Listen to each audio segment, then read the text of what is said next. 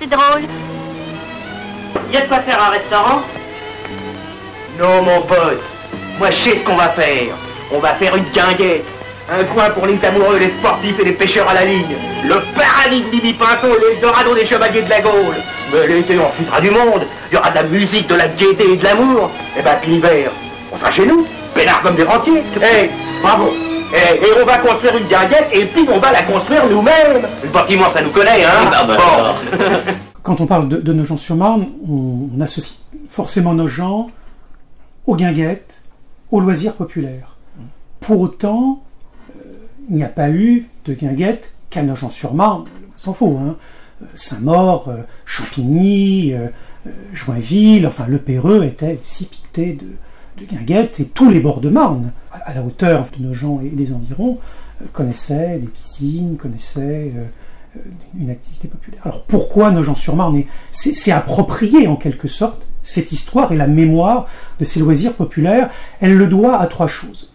Premier élément, premier phénomène, c'est sans doute le court-métrage de Marcel Carnet en 1929, qui est Nogent l'Eldorado du dimanche.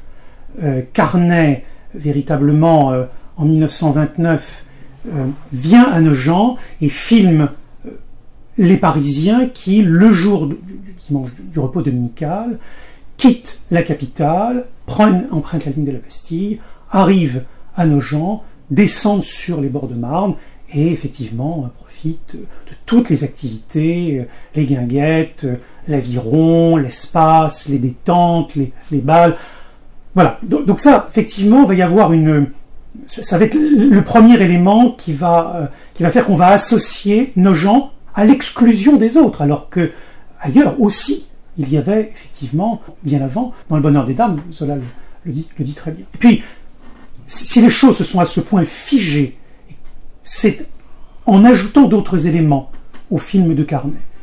1943, Jean Dréjac écrit une chanson qui va devenir l'hymne de Nogent, qui va devenir un hymne populaire à la Libération, c'est « Ah, le petit vin blanc ». Chanson écrite en 1943. Bon, en 1943, évidemment, la chanson a peu de fortune. Elle se compromet même, d'ailleurs, radiophoniquement, parce qu'elle devient l'emblème de certaines radios collaborationnistes. Mais elle est recréée en 1944 avec une autre interprète. Et là, dans le contexte de la Libération, elle va, là aussi, un phénomène d'association entre cette chanson et la Libération, phénomène de liberté de retrouver, d'hymne populaire, et cette chanson, véritablement, magnifie Nogent, associe Nogent aux loisirs populaires, au bord de Marne, à l'exclusion, là aussi, de tous les autres. Ça va avoir un rôle très important pour faire connaître Nogent, ville des loisirs populaires, partout en France et au-delà.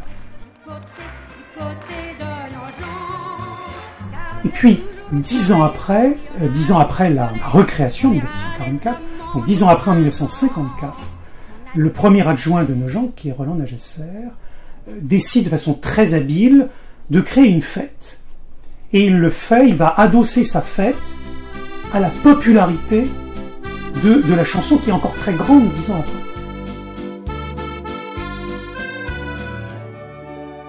Ce jour-là, au bois de Chaville, il y avait du muguet. Le phénomène n'est pas nouveau, hein. À Chaville, il va y avoir la même chose, une chanson populaire, une fête. Et cette fête, la fête du petit vin blanc, va aussi véritablement mettre en valeur un Nogent totalement idéalisé, totalement mythique, celui du Nogent de la Belle Époque, où effectivement la ville était couverte de guinguettes, d'avirons, de loisirs populaires. Voilà, donc tous ces trois éléments font qu'aujourd'hui, effectivement, Nogent, l'image de Nogent, c'est véritablement construite, bâtie autour des guinguettes et des loisirs populaires liés à la Marne.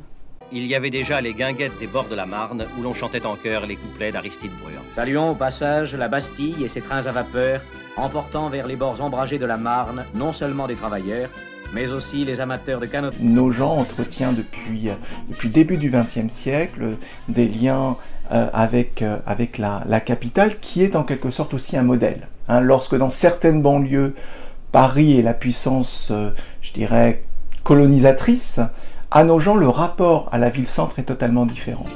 Quand on a fait sans emprunt son petit truc quotidien, subit le propriétaire, percepteur la boulangère, et trimballer sa vie tient. Le dimanche vivant, on file à nos gens, alors brusquement, tout paraît charmant. Il y a au moins deux Nogent. Un Nogent populaire, peut-être le plus connu, celui qui est inscrit dans l'imaginaire collectif, avec justement cette tradition festive qui accompagne l'essor des bords de Marne et qui contribue en quelque sorte à renforcer la centralité de ce territoire grâce à ces loisirs populaires qui se développent donc de la fin du 19e siècle jusque dans les années 60-70 et le moment de déclin très prononcé des guinguettes au profit d'autres formes de loisirs. Donc on a incontestablement deux Nogent, ce Nogent populaire, mais également le Nogent, je dirais, de la ville de Nogent, qui, lui, est marqué par, en quelque sorte, une sociologie qui tend de plus en plus à se gentrifier, on pourrait dire aujourd'hui.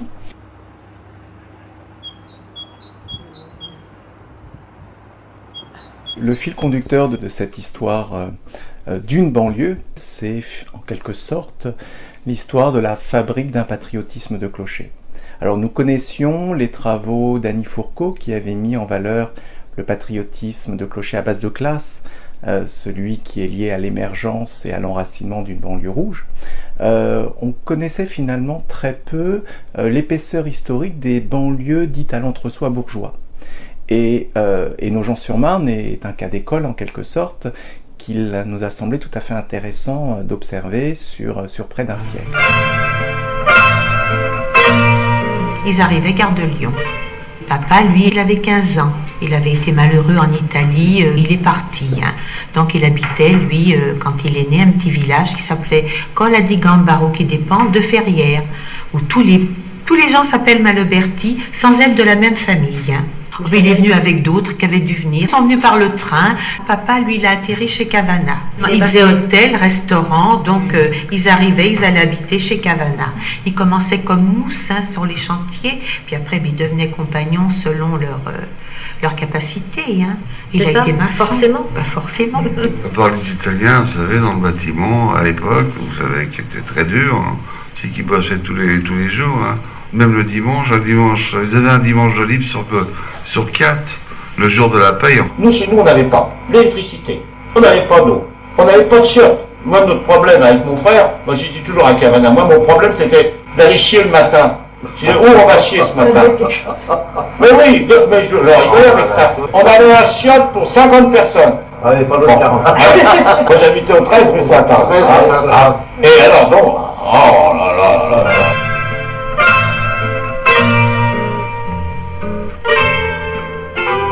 On l'oublie parfois, mais en s'appuyant notamment sur les travaux de l'historienne Marie-Claude Blanchaléard, Nogent-sur-Marne était aussi dans son cœur même une ville populaire, avec la Ritaline nogentaise qui était incarnée par la figure tutélaire de Cavana.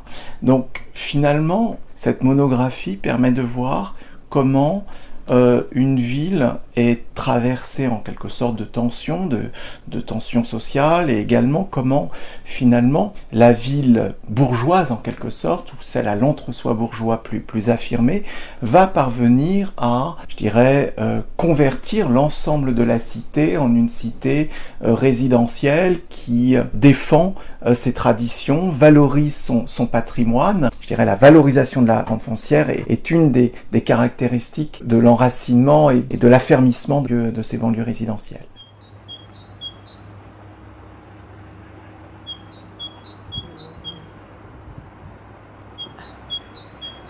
Nogent-sur-Marne, effectivement, apparaît comme commune en 1789, quand la Constituante décide de réorganiser toute l'administration locale. Il fait naître des communes, 44 000. Nogent-sur-Marne est du lot. Les archives, effectivement, de la commune vont se former à partir de là, tout en récupérant un certain nombre de fonds plus anciens, et elles témoignent de l'évolution importante du territoire. C'est-à-dire que la commune telle qu'elle est créée en 1789 et telle qu'elle est aujourd'hui n'a plus rien à voir. 3 grandes modifications, et une évolution au nord, qui est 1840-1850, à partir du moment où la banlieue se couvre de forts visant à protéger Paris, eh bien, le fort dit de Nogent-sur-Marne est à cheval sur Nogent et Fontenay, et une loi 1851 va en fait attribuer l'ensemble de la emprise foncière du fort de Nogent à la commune de Fontenay-sous-Bois. Nogent-sur-Marne se voit être coupé en deux par une ligne de chemin de fer. Cette ligne de chemin de fer, ce viaduc qui relie Paris à Mulhouse, va avoir évidemment des conséquences très importantes. Il passe au milieu de la commune de Nogent-sur-Marne. Il va induire des lotissements, des peuplements, et sous l'effet d'un homme qui s'appelle Henri L'Hôpital-Navarre, le quartier, qui n'est un quartier du Péreux, qui se forme à partir d'une résidence seigneuriale, prend son indépendance. Nogent, en 1887, perd la moitié de son territoire et un tiers de ses habitants.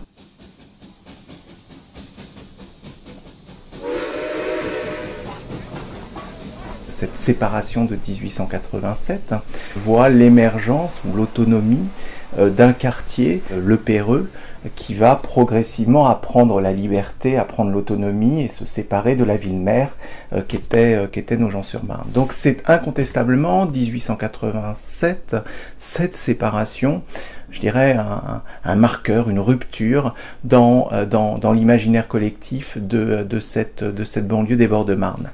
Ce qu'il faut toutefois préciser, c'est que cette séparation de 1887, elle révèle aussi que les territoires communaux sont des territoires fragiles, puisque sur près d'une vingtaine d'années, enfin près d'un demi-siècle plus précisément, ce que l'on appelle la Seine-Banlieue, c'est ce territoire qui forme avec Paris le département de la Seine, connaît une multitude de scissions, de recherches d'autonomie, de quartiers qui s'étaient retrouvés pris dans une forme de relégation urbaine et sociale, à l'image du quartier du Péreux. Donc on pensera par exemple à Arcueil-Cachan, qui se sépare à peu près durant cette même période, à Malakoff, à Levallois-Perret, à toute une série de communes qui, à partir du Second Empire jusqu'à la fin des années 20, vont se séparer de leur ville-mère. La dernière séparation en date est celle de 1929, avec la liberté ou la libération du quartier de Villeneuve-la-Garenne, qui devient une commune libre et indépendante en 1929.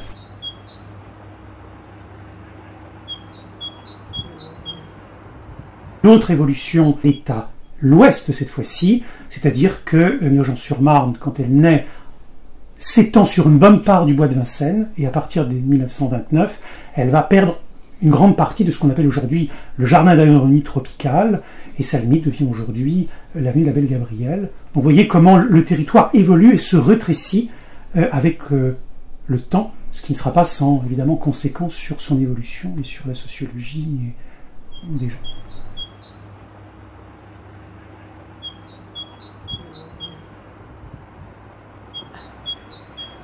À la fin du XIXe siècle, à Nogent, après la séparation, l'enjeu est donc justement de surmonter cette épreuve en vivifiant le patriotisme de clocher que l'on a évoqué. Donc l'enjeu est en quelque sorte pour cette cité de regagner un rang politique, un rang administratif qu'elle a incontestablement perdu avec la perte de la moitié de son territoire et d'une grande partie de ses habitants. Donc Nogent, on l'a dit, est une ville à la sociologie très contrastée. C'est une cité résidentielle, populaire et bourgeoise, mais c'est aussi une ville qui va se distinguer en devenant un laboratoire d'architectes qui s'efforce en quelque sorte de caractériser ce tissu résidentiel, et oserais-je dire même de l'embourgeoiser dans ces parties, je dirais, où la rente foncière est la plus valorisée. Les contours du bois de Vincennes, qui sont justement un des lieux privilégiés de la haute société nogentaise, et qui s'élève ou qui s'érige en quelque sorte contre le centre-ville, lui, qui est resté populaire, comme on a pu le dire, avec sa colonie italienne italienne qui est située au cœur de la cité nogentaise. Donc regagner son rang, c'est à la fois valoriser son patrimoine, on l'a dit, c'est à la fois veiller à profiter de réseaux, d'une densité de réseaux, de communication en particulier, que peu de villes de banlieue ont, qui tiennent lieu justement à cette ramification du réseau ferroviaire, et qui sont aussi liés à la volonté de faire très tôt de Nogent le siège d'une administration autour de l'obtention du canton, d'un canton. Donc Nogent va devenir une ville administrative à vocation commerciale qui va toujours veiller à contenir en dehors de ses murs, en dehors de ses frontières communales, l'industrie.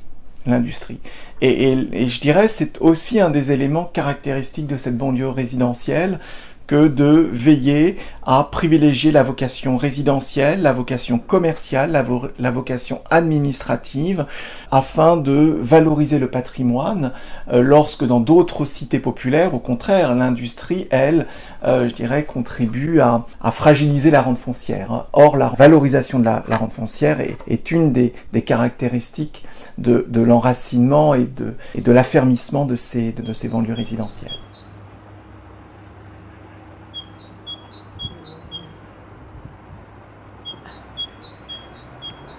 La vie municipale, elle est incarnée au début du XXe siècle par une figure du Grand Paris, Émile Brisson, qui est un républicain modéré, qui va s'attacher en quelque sorte à inscrire sa cité dans les dynamiques politiques du Grand Paris, en devenant président du Conseil général de la Seine et en veillant à obtenir donc des financements publics et au désenclavement de sa cité, et en créant également une forme de lobbying tout à fait intéressant et innovant en faveur de l'Est parisien.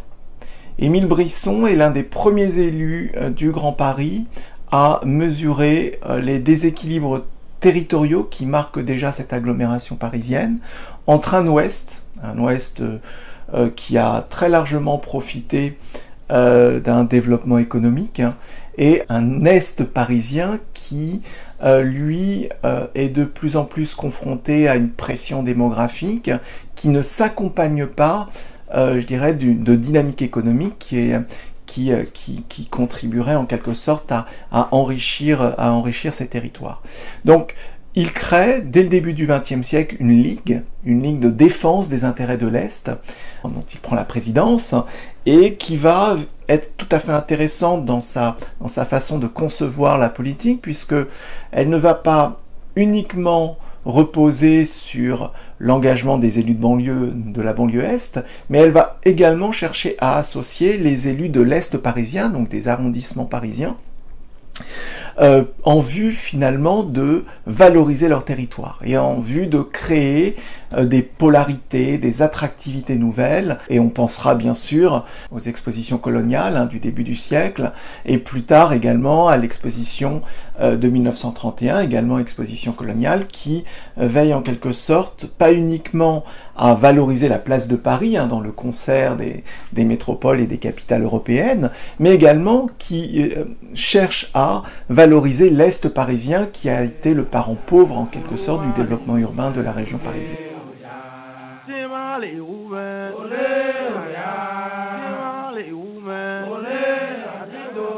L'exposition universelle, elle est aussi importante parce qu'elle contribue à renforcer la centralité de Nogent.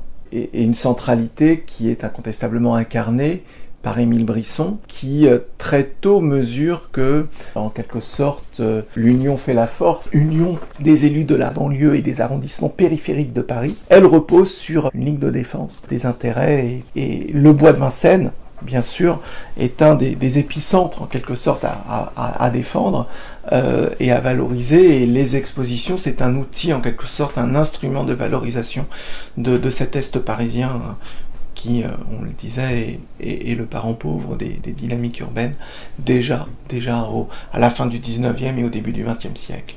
Et en ce sens, ce que l'on peut dire, c'est que ce milieu des élites municipales, des élites urbaines de l'Est parisien, il est déjà transpartisan. On peut retrouver donc la figure tutélaire de Brisson, hein, ce républicain modéré, mais s'associe à cette nébuleuse également des élus socialistes, et pas n'importe quel élu socialiste, puisqu'il s'agit d'Albert Thomas.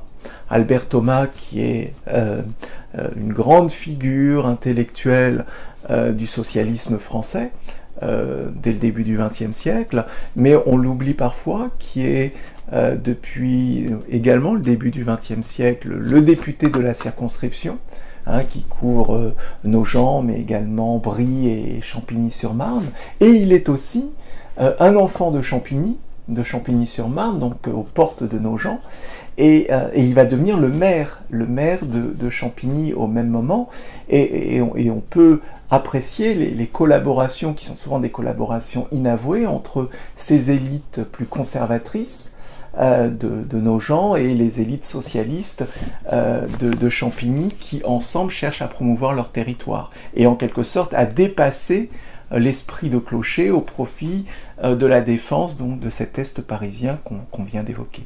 Émile Boisson, maire de Nogent, c'était un radical, un ancien instituteur et qui avait fait énormément pour les écoles de Nogent et pour l'animation de Nogent. Vraiment. Et je me rappelle, il a dit à mon mari, il a dit, hein, Hugues, nous étions ennemis et nous avons toujours eu énormément d'estime l'un pour l'autre. Après la rupture urbaine, politique de 1887 et la séparation, on a incontestablement une seconde rupture dans l'histoire de cette banlieue résidentielle. C'est l'émergence et la conquête du pouvoir par de nouvelles élites qui sont bien plus conservatrices que les précédentes et dont l'affermissement, dont l'assise et l'enracinement font écho au même moment à l'enracinement, l'émergence, l'affermissement de la banlieue rouge. Donc on a en quelque sorte une banlieue bleue et une banlieue rouge, hein, qui marquent la géopolitique de ce territoire de la banlieue parisienne au lendemain de la Grande Guerre. Et donc à Nogent, les nouveaux notables sont incarnés par Pierre Champion. Pierre Champion qui est, je dirais, à la fois le témoin et l'acteur d'un conservatisme politique, qui veut, dès, je dirais, le début des années 20, engager sa ville dans une profonde rénovation urbaine, qui déjà tente à stigmatiser le quartier centre, le quartier populaire, qui est au cœur de la ville et qui est composé en majorité de classes populaires, de milieux populaires et aussi d'immigrés italiens.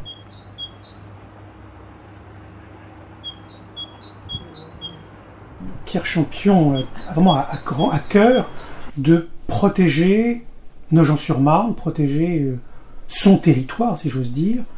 Et au début du XXe siècle, il y a un grand projet qui vise à désengorger Nogent, et entre autres la Grande Rue qui est saturée, avec la construction d'un grand boulevard, le boulevard Blanchon, du nom du parlementaire qui l'initie, et qui va passer dans les grandes propriétés de villégiature, les anciennes grandes propriétés aristocratiques, seigneuriales, dont l'une d'entre elles est devenue est celle de sa femme.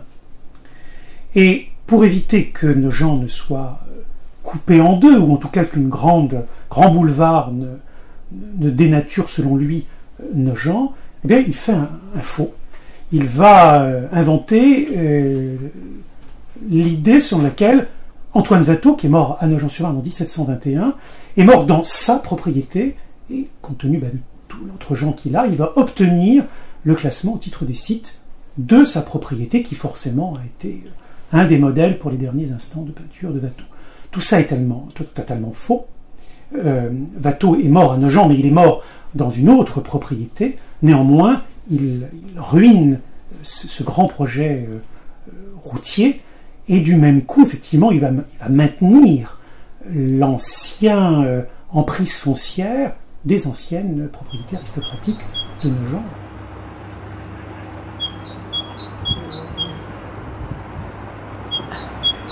Donc Pierre Champion, c'est une rupture politique par rapport aux républicains modérés et qui va aussi marquer ses mandatures par non seulement, donc je le disais, cette volonté d'incarner, de défendre les intérêts de la petite et de la grande bourgeoisie nogentaise, mais également faire preuve de certaines innovations sociales. Innovation sociale parce que Nogent est une rare ville qui, durant l'entre-deux-guerres, va s'engager dans l'aventure des habitations à bon marché, des fameux HBM, ancêtres des HLM.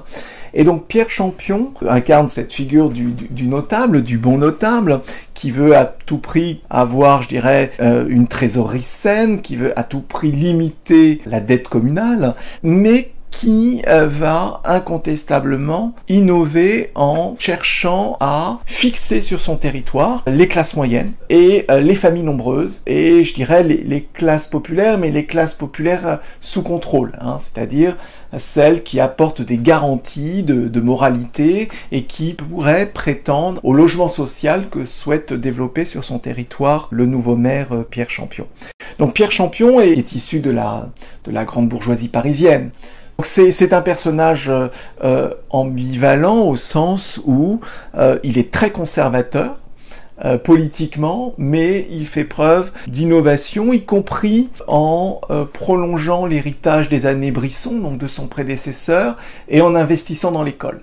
En investissant également la scène intercommunale, comme son prédécesseur Émile Brisson, et en veillant en quelque sorte à contenir là c'est aussi une forme de paradoxe, hein, à contenir le Nogent des guinguettes au profit d'un nouveau Nogent, celui de la rénovation urbaine qu'il souhaite engager et qui est tout de même censé servir un peuplement plus embourgeoisé de sa cité.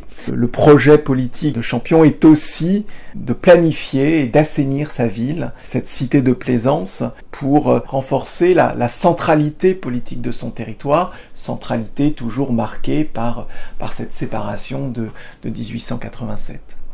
Donc Pierre Champion finalement est un personnage ambivalent. Il défend en quelque sorte ce conservatisme politique. Il tient en horreur la dynamique du Front populaire, hein, du Rassemblement populaire, qui voit le jour des milieux des années 30. Quand on se promène au bord de l'eau, comme tout est beau. Je me rappelle 36, Nogent-sur-Marne. Petite ville bourgeoise et petite bourgeoise, pincée, collet-monté, avec un tout petit quartier, le vieux Nogent, qui était le quartier des ouvriers, et le ghetto italien.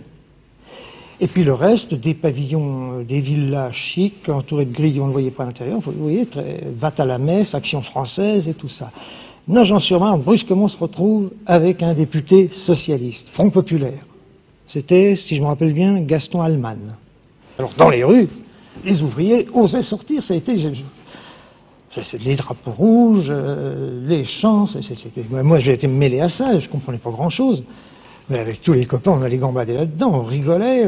Nogent, à partir de l'avènement du Front populaire, voit aussi ses élites municipales se radicaliser. Avec notamment, on assiste à un Pierre Champion qui va de plus en plus dériver à droite, voire même à l'extrême droite, et c'est manifeste au moment du régime de Vichy, au moment d'occupation, où Pierre Champion déclare constamment sa fidélité au maréchal Pétain et contribue en quelque sorte à faire de sa ville une citadelle du conservatisme social et politique. Donc Pierre Champion va décéder, meurt en 1942, donc sous le régime de Vichy, mais ce qui est, me semble-t-il, intéressant, c'est de voir comment une cité résidentielle de plus en plus marquée par l'entre-soi bourgeois et le conservatisme social et politique va en quelque sorte se régénérer, y compris à la Libération, y compris juste après le rétablissement de la légalité républicaine, puisque on assiste très vite à l'élection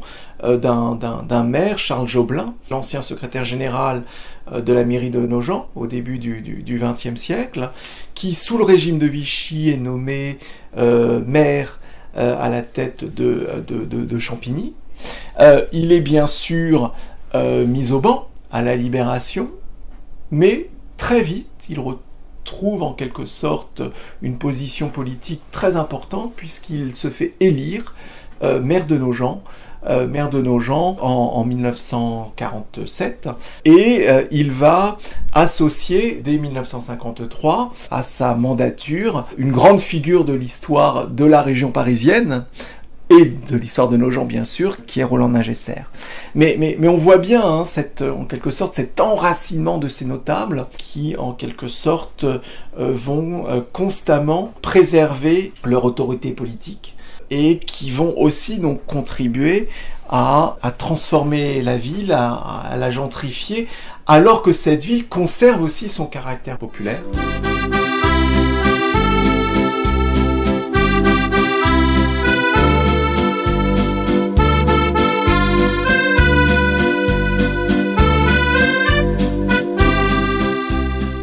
La fête du petit vin blanc, c'est vraiment un élément emblématique de la politique de Roland Ningesser. Et c'est pas pour rien que son livre de mémoire, qui paraît au début des années 2000, s'appelle « Du petit vin blanc au Palais Bourbon ». C'est vraiment un des éléments premiers. Il devient premier maire adjoint en 1953, et l'une de ses toutes premières décisions, qui lui est propre, qui ne partage pas avec les autres membres du conseil municipal, ni avec le maire Charles Joblin, c'est de créer une fête populaire qui va devenir l'année suivante la fête du petit vin blanc. Quelle est son idée, son intention? C'est distinguer sa ville, promouvoir sa ville, en lui donnant véritablement une fête d'une audience importante, et en puisant dans le passé de Nogent, mais qu'il va largement modeler selon son cœur. C'est-à-dire que la fête du petit vin blanc se veut une espèce de réactivation, promotion de la belle époque. D'une belle époque où Nogent serait couvert de vignobles, elle n'était plus du tout à la belle époque, et dans la mesure où il y a des vignobles, eh bien on va faire du vin qu'on va boire bien sûr dans les guinguettes, tout ça. Tout ça est voilà, totalement de briques et de broc, tout ça va. Peu importe, mais ça marche très vite. La première fête de 1954 marche à une audience très importante, et la fête dans les années 60, 70 va avoir vraiment une ambiance particulièrement importante. Elle dure jusqu'au début des années 1990. Mais Roland Ningesser cherche d'autres choses. Il cherche aussi, Emmanuel Bélanger le disait à propos de ces oppositions entre la banlieue bleue et la banlieue rouge, une opposition symbolique à la fête de l'humanité promue par le Parti communiste. C'est une autre fête avec un contenu idéologique ou un non-contenu idéologique remarquable. Et puis, Roland Ningesser promeut sa ville, okay, mais il se promeut lui-même.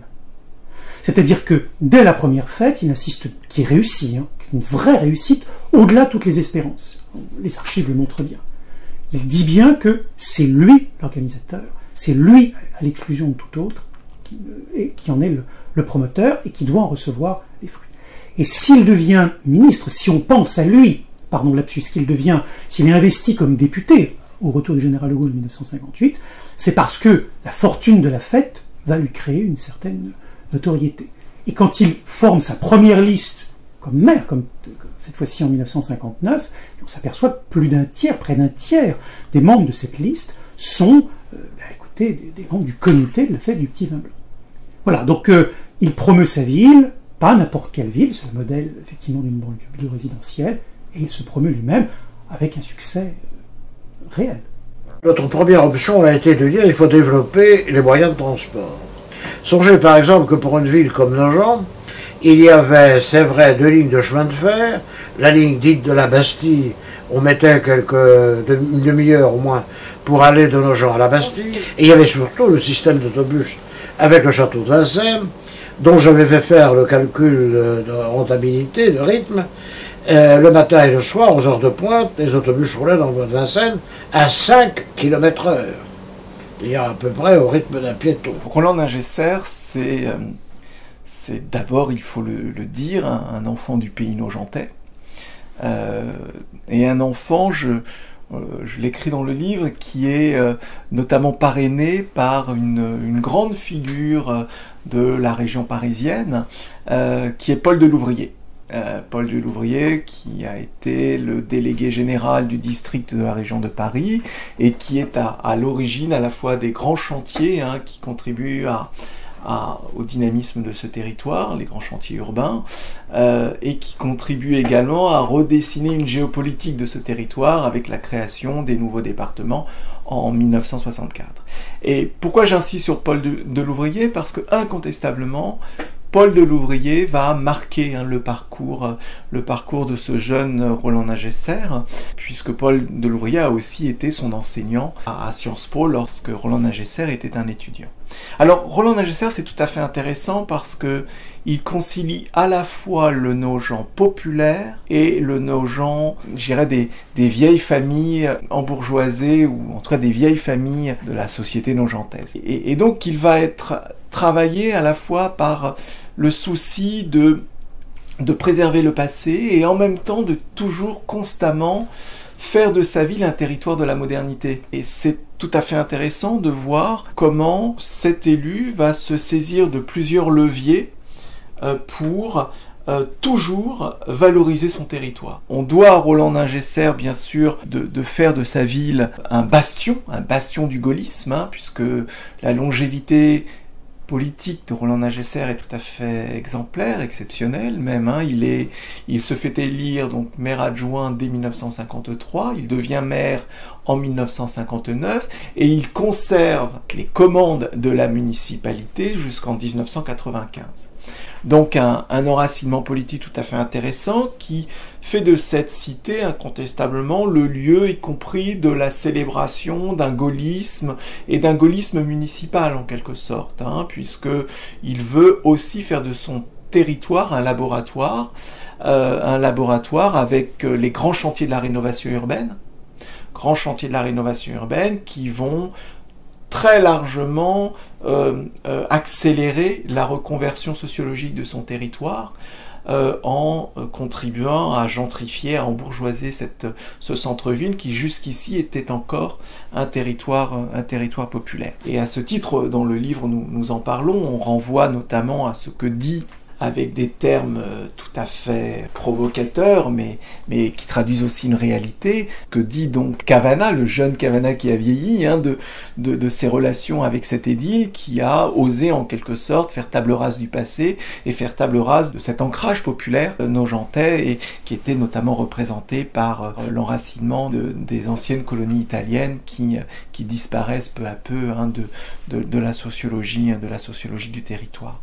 Donc Roland Nagesser, c'est un grand notable qui va en quelque sorte prolonger l'héritage notamment de ses prédécesseurs, je pense à Émile Brisson et à Pierre Champion, dans sa volonté de toujours renforcer la centralité de son territoire. Et également de toujours veiller à défendre une certaine conception des solidarités métropolitaines, nous pourrions dire, puisque il va défendre en quelque sorte l'avènement de la région Île-de-France, en dirigeant notamment en présidant le conseil d'administration du district de la région parisienne, et en veillant à rallier de très nombreux élus au projet régional, et Roland Nagesser va jouer un rôle extrêmement important en quelque sorte dans cette volonté de promouvoir cette région au détriment de l'ancien département de la Seine, au détriment de l'ancien Grand Paris, qui jusqu'ici avait en quelque sorte polarisé les richesses au détriment de la grande banlieue. Et en quelque sorte, Roland Nagesser, c'est aussi le défenseur de la grande banlieue, de cette banlieue périurbaine qui connaît une croissance démographique tout à fait exceptionnelle et qui a impérativement besoin de redistribution, on dirait aujourd'hui de péréquation, qui permettrait ou qui renforcerait l'intégration de ce territoire de la marge en quelque sorte aux dynamiques métropolitaines à partir donc de ce tournant des années 50-60 qui marque l'avènement de ce district de la région parisienne. Donc vraiment, Roland Nagesser apparaît comme un personnage politique clé dans les rapports de force qui se dessinent en faveur de cette région. Ce qui est tout à fait aussi intéressant dans le parcours de Roland Nagesser, c'est son rapport aux communistes. Roland Nagesser, c'est donc cette banlieue bleue, c'est cette banlieue résidentielle, c'est cette banlieue à l'entre-soi bourgeois de plus en plus revendiquée, assumée, affirmée, qui va s'opposer à la banlieue rouge. Et lorsqu'on croise les archives, on se rend compte en réalité qu'on assiste à un système d'entente, à une forme de partage du territoire entre communistes et gaullistes, et à une forme également, je dirais, au-delà de l'entente cordiale qui se dessine, mais également une forme de sympathie, de lien qui lie les gaullistes aux communistes autour de cette entente cordiale. Alors, cette entente, elle a des limites, puisque Ningesser est aussi un élu plein d'ambition, puisque son grand dessein, bien sûr, c'est d'accompagner la réforme départementale de juillet 1964, qui est à l'origine de la création des nouveaux départements que nous connaissons aujourd'hui. Mais bien sûr, son projet politique, c'est de conquérir un exécutif départemental.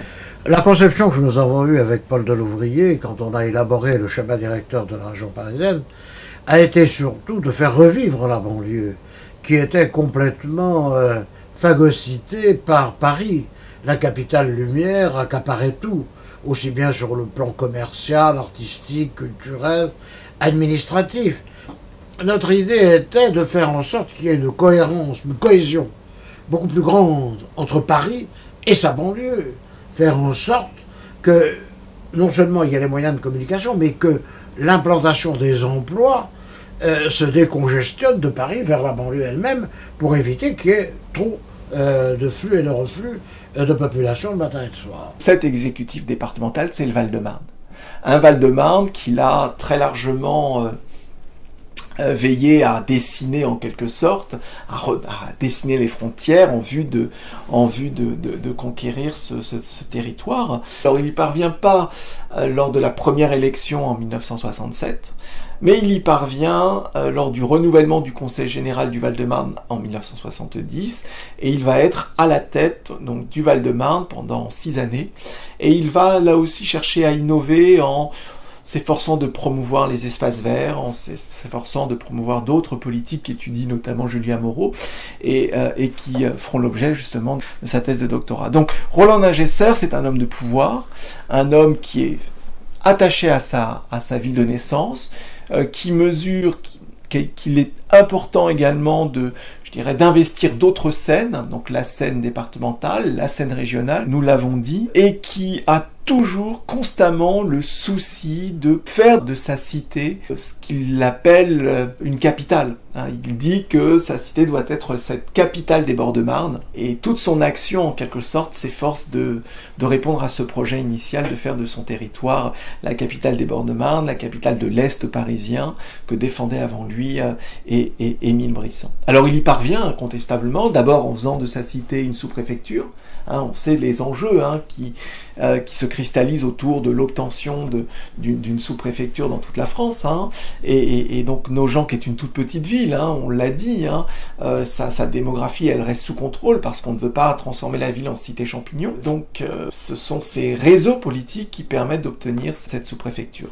Et il cherche aussi à défendre la centralité de son territoire en usant, je dirais, des traditions festives et en les renouvelant, et je pense en particulier à la fête du petit vin blanc.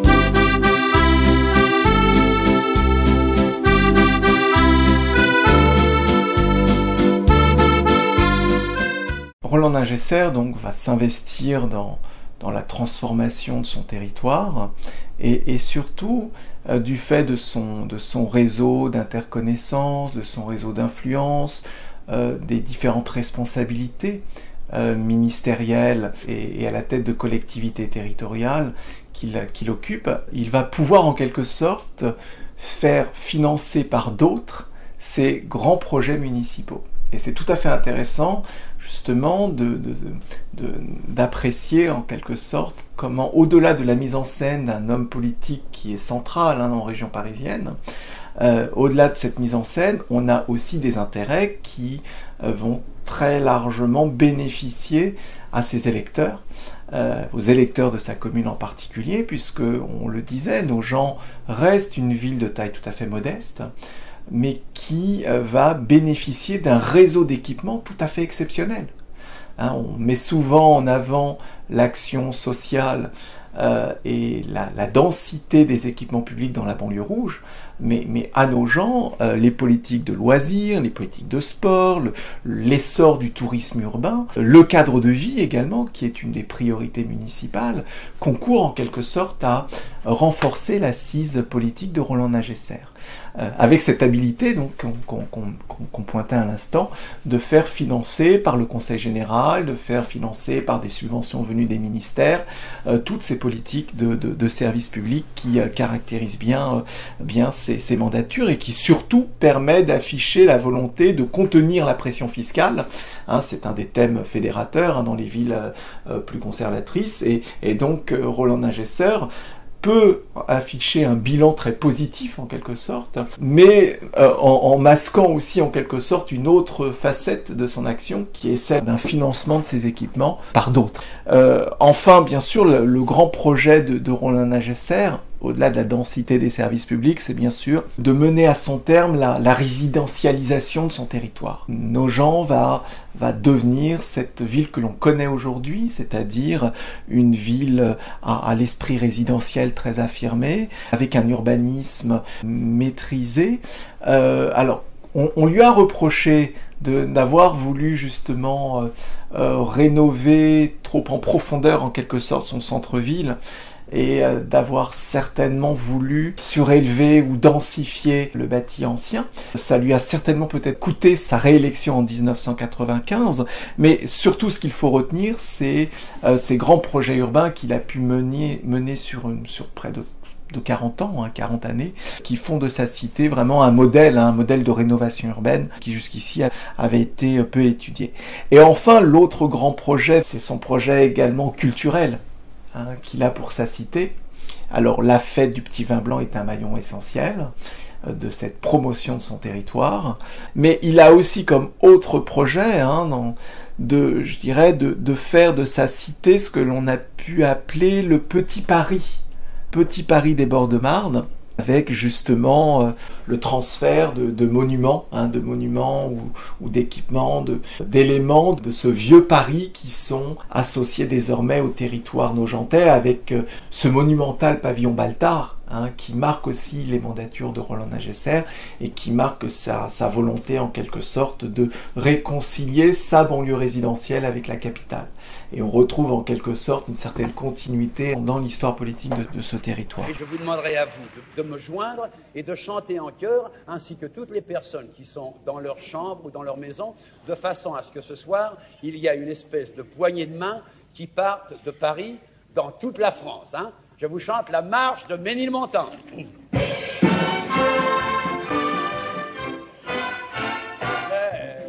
Car Ménilmontant sont toujours remontants.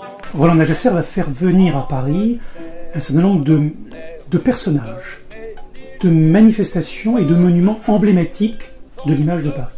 Donc Emmanuel Bélanger parlait bien sûr du pavillon Baltard, mais il a noué des contacts avec Maurice Chevalier, qui dans les années 60 incarne toujours la figure du Titi parisien, qu'il fait venir à Nogent pour un certain nombre de manifestations. Roland Nagesser va avoir non loin de lui des portraits, très longtemps le portrait de Chevalier. Il fait venir aussi une fête, la fête de la foire au jambon et de la ferraille, qui était une fête emblématique du Paris populaire. Et aux côtés du pavillon Baltard, il fait venir, il acquiert l'orgue du Gaumont-Palace, une station de métro Hector Guimard, l'horloge des abattoirs de la Villette, enfin, quantité d'autres monuments ou mobilier emblématiques de Paris. Alors, toute cette politique, elle est pas innocente, elle n'est pas neutre.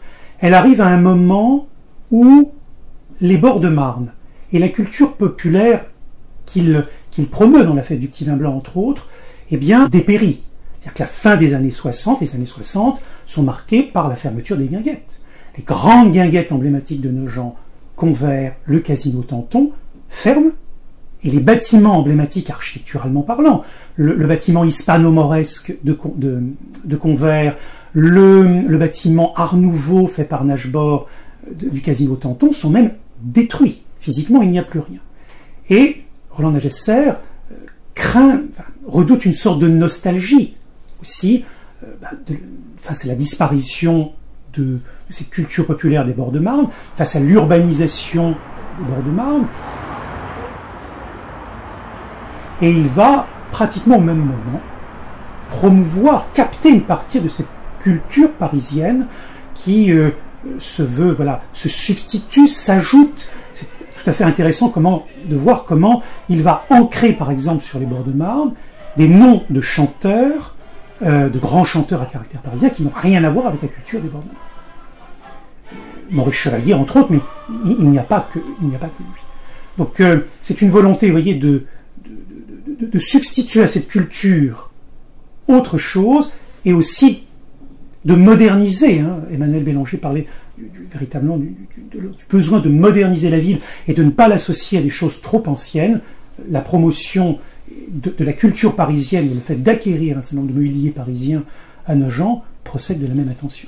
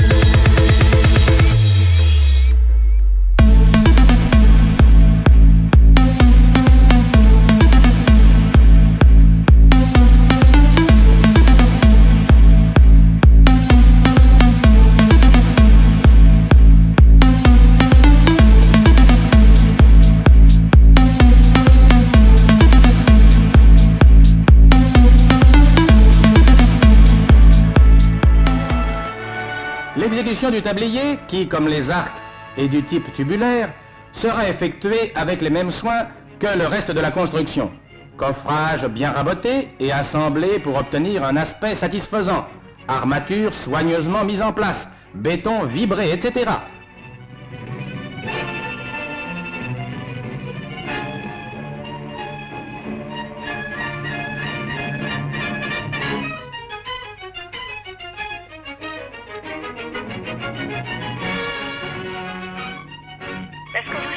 À l'époque de mes parents, ils ne sont pas les seuls, tous ces petits Italiens, les petits dans le sens qu'ils n'étaient pas riches, quoi, c'est ça, eh bien, ils avaient le courage de se faire une petite maison. Et puis, tout contents de pouvoir avoir réussi à avoir leur maison. Et puis, ils faisaient des petites bicoques qu'on appelait petites bicoques, et qui sont toujours là.